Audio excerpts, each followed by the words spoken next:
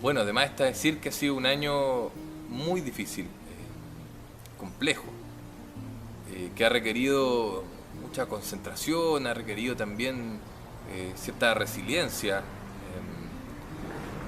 Comenzamos, me acuerdo, a finales del año 2019 haciendo planificaciones que en marzo del 2020 ya no tenían ningún sentido, había que botar a la basura. Claramente en marzo nos reconocimos en un momento de mucha incertidumbre eh, y sin mucha, por lo mismo sin mucha claridad de qué iba a ser de este año 2020. O sea, todos nuestros proyectos de ejercicios presenciales, viajes, eh, se habían ido a la basura. Y de pronto, creo yo, esa incertidumbre, esa angustia, empezó también a sacar lo mejor de cada uno.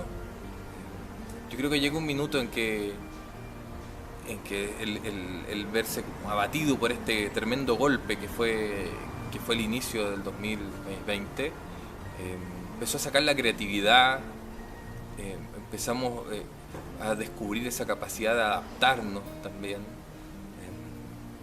Y, y eso hizo que surgieran proyectos muy interesantes como los ejercicios espirituales online, que al principio, bueno, nos atrevemos con esto o no, y finalmente durante el año más de 500 jóvenes hicieron ejercicios espirituales. Otro tipo de foros y actividades online que nos permitieron relacionarnos con jesuitas de distintas partes del mundo, o llegar a rincones de Chile y a jóvenes que de modo presencial hubiese sido imposible poder conversar con ellos, escucharlos, y también contarles sobre la vocación jesuita. Entonces, como equipo de vocaciones, yo creo que sacó lo mejor de cada uno. Y eso me tiene muy contento también y muy agradecido. Y tengo la impresión que esto que te decía, como de un tocar fondo y después empezar como a reconstruirse y a mirar el año y decir, bueno, hay que echarle para adelante, y esta creatividad y esta resiliencia que empezó a surgir, no es algo que experimenté yo o el equipo nomás, ¿cierto? De alguna manera estoy seguro y he sido testigo de que todo el mundo tuvo que hacer esto. Incluso en medio del sufrimiento, en medio del dolor, en medio de la enfermedad, tuvimos que buscar las maneras de mirar el año y decir, ¿sabéis qué? Aquí estoy y hay que seguir adelante. Creo que tenemos que tener cuidado cuando de repente se pone más cuesta arriba este tiempo. Estamos a puertas de una posible segunda ola y ya nos estamos volviendo a asustar un poco. Está bien, hay que ser muy cuidadosos, sobre todo porque al final del día los que más sufren son los más pobres, los más vulnerables, entonces tenemos que ser cuidadosos. Pero no podemos caer en la tentación, en la ansiedad, de creer que el estado ideal sería como volver atrás, ¿cierto? Volver al momento en que antes de la pandemia. Y no detenernos y caer en la cuenta del sinnúmero de aprendizajes de este tiempo. Yo estoy seguro que durante este tiempo hemos comenzado a valorar lo verdaderamente importante, lo que extrañamos, las personas que queremos, nuestra familia, los amigos, el caminar libres por la calle, la naturaleza. Creo que esas son las cosas verdaderamente importantes.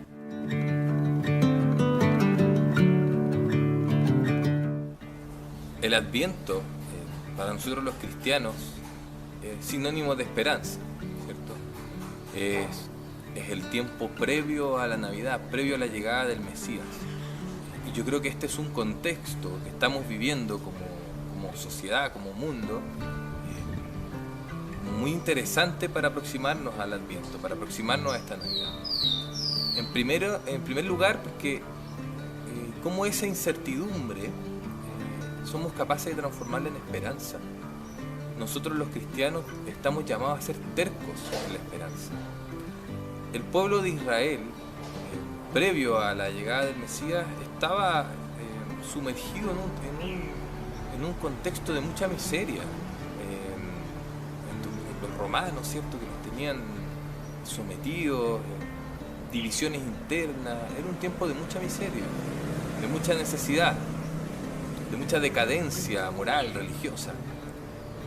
Y en ese contexto surgía, permanecía la esperanza del Mesías.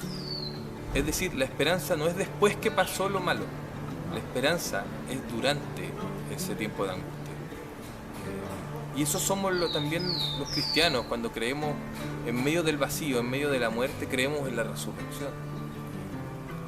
Creo yo que en este Adviento ahí hay una clave, de qué modo podemos hacer tercos en la esperanza.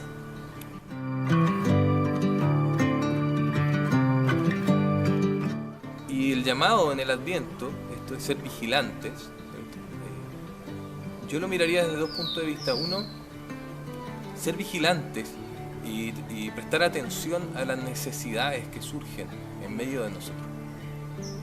En un contexto de refundación social, con el plebiscito, con crisis políticas, crisis de las instituciones, crisis de la iglesia. Bueno, en ese contexto presto atención.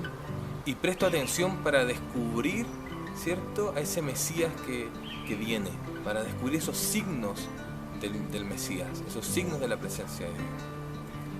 Y también para llevarlo allí donde es necesario que nazca, para llevarlo allí donde es necesario que la presencia de Dios ilumine la vida de otras personas. Creo que ahí hay una clave para poder aproximarnos también como jóvenes cristianos durante este Adviento a la Navidad. Los jóvenes católicos, los jóvenes cristianos, de alguna manera nos hemos formado, hemos crecido, y me incluyo, en un contexto de crisis de la iglesia, en un contexto difícil para nuestra fe, en un contexto en que constantemente tenemos que estar dando cuenta de qué creemos y por qué lo creemos. Y yo creo que hoy día más que nunca es necesaria esa mirada esperanzada, esa mirada activa, porque hay una invitación a que no sea espera sino esperanza, y la diferencia tiene que ver justamente con lo pasivo y lo activo. La espera es pasiva, estática, se queda dormida. La esperanza es activa, nos pone en relación con otros, nos invita a mirar, a poner atención, a descubrir la presencia de Dios en medio de las realidades. Y yo creo que en eso los jóvenes tenemos una misión. Los jóvenes cristianos que hemos crecido en un contexto de crisis, estamos quizás más preparados para descubrir esa presencia de Dios en medio de la oscuridad.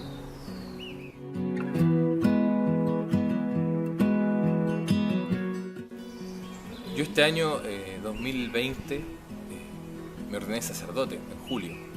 Primero iba a ser en abril, después en mayo, y terminó siendo a finales de julio. No pudo viajar mi familia, habíamos muy pocas personas, fue en la capilla de una casa. Yo me acuerdo que los días previos que tuve el privilegio de hacer ejercicios espirituales, me sentía como en sintonía con la imagen de los discípulos, de los primeros cristianos en las catacumbas, como realizando algo un poco sin mucha gente, oculto. Me acuerdo que también teníamos susto por esto, ¿cierto? Como que iba a pensar la gente, que estamos sin protocolo, que por qué hacemos esto ahora, que se van a enojar porque no invitamos, que se van a enojar porque no nos estamos, no sé. También había mucho de eso. Y ha sido un año difícil también en ese ámbito. Porque claro, uno quiere ser cura, te has formado 10, 11 años para eso. Y para mí era muy importante ser sacerdote porque ya no tiene que ver, ¿cierto?, con un oficio, sino que tiene que ver con una identidad, que uno va creciendo durante todo este tiempo de formación, va a ir creciendo en reconocer que la gente, que la compañía de Jesús y que Dios mismo te va haciendo sacerdote. Entonces la ordenación no es como un punto así de ya no, o sea, en este momento sí, en este momento no, como que algo cambia de un momento a otro, en un segundo, por una palabra del obispo, sino que yo también lo tomo como reconocer el camino recorrido y reconocer algo que ya ha ido formándose en ti, que ya ha ido creciendo en ti. Yo esperaba que inmediatamente que fuera un tiempo de bautizos, de sacramentos, de confesiones, para poder vivir, intentar vivir en plenitud mi sacerdocio. Y creo que con la gracia de Dios fui entendiendo que ese sacerdocio no necesitaba de esas expresiones litúrgicas para irse viviendo y para irse desplegando. No las necesitaba así, evidentemente que las extrañaba y que las quería, pero se fue encontrando otras dimensiones donde sí fui sintiéndome muy sacerdote. Pero recién ahora, en este tiempo, he podido desplegar más ese ámbito del ministerio sacerdotal. Las Eucaristías con más gente, las confesiones, bautizos, unciones, que ha sido realmente algo bonito porque ser cura, al final del día, también tiene que ver con poder acompañar esos momentos fundamentales de la vida de las personas, el nacimiento, la muerte, el matrimonio, esos momentos fundamentales de la historia de las personas. Poder estar ahí en tierra sagrada es un privilegio, y me siento muy agradecido de Dios de eso.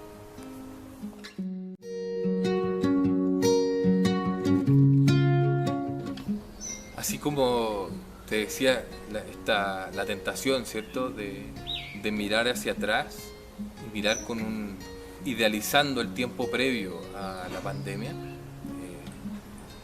También está la tentación, creo yo, de mirar hacia adelante y angustiarnos, ¿sabes? Porque claro, o sea, miramos hacia adelante y decimos, bueno, ¿cuándo llegará la vacuna? ¿Cuándo vendrá la segunda ola? Me enfermaré, se enfermará algún ser querido. O sea, y evidentemente que esa incertidumbre y esa angustia, razones tenemos para eso. Y si agregamos elementos sociales como irá a resultar o no el contexto del plebiscito, el proceso constituyente irá a resultar o no, ciertamente nos pone en una sensación como de incertidumbre, de ansiedad, que al mirar el 2021 nos puede confundir, nos puede tirar para abajo. Yo creo que hay que mirarlo con responsabilidad y con paciencia. Si efectivamente hay un montón de cosas que no sabemos cómo se vienen. No sabemos cuándo va a llegar la segunda ola. No sabemos cuándo va a llegar la vacuna. Pero aquí un poco yo vuelvo a lo que te decía antes del Adviento. Aquí nos puede ayudar esa clave. En el no saber podemos sentarnos a lamentarnos o podemos fundar la esperanza o podemos estar activos en la esperanza. Eso a mí me entusiasma. Yo he visto durante este tiempo un montón de jóvenes en que van surgiendo preguntas vocacionales profundas, importantes, porque justamente enfrentarse al sentido de la vida, a la enfermedad, a la muerte, a las pérdidas familiares, uno se pregunta, bueno, ¿y tiene sentido esto que estoy haciendo? ¿Y esto que estoy trabajando? ¿Y esto que estoy estudiando? ¿Y en lo que voy perdiendo el tiempo? ¿Qué debiera hacer con mi vida cuando nos vemos en esta encrucijada? Y eso es una tremenda buena noticia, como poder tomarle el peso a la vida para poder gastarla y que no se nos venga ella encima, sino que nosotros ser protagonistas de nuestra vida. Eso es una muy buena noticia. Hemos tenido 500 jóvenes haciendo ejercicio espiritual. Ahora nos vamos a ejercicios espirituales presenciales con 20 jóvenes. Yo creo que eso es una tremenda buena noticia. Y el próximo año, estoy seguro que el 2021 va a ser un año de grandes decisiones y de grandes cambios para muchas personas. No solo para Chile, sino que para muchas personas en que se han dado cuenta que tienen que refundar su vida, que tienen que dar un giro. Y que han descubierto también la presencia de Dios en medio de ellos.